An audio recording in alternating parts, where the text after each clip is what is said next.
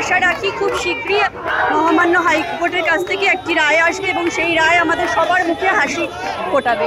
তাই জন্য আমরা মনে করছি, আমরা আজকে দেখুন একটি ঝুড়ি এনেছি, যে ঝুড়িতে রয়েছে আমাদের বিভিন্ন সার্টিফিকেট।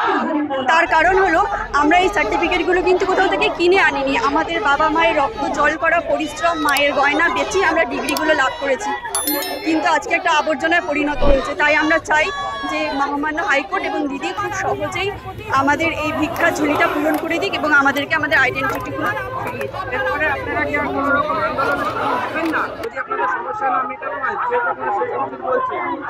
না। যদি আমরা আশা রাখছি আমাদের সমস্যার খুব দ্রুত সমাধান হবে, কিন্তু যদি কখনো না হয় তখন নিশ্চয়ই আমরা পরবর্তীকালে আরও কঠোর পদক্ষেপ নেব।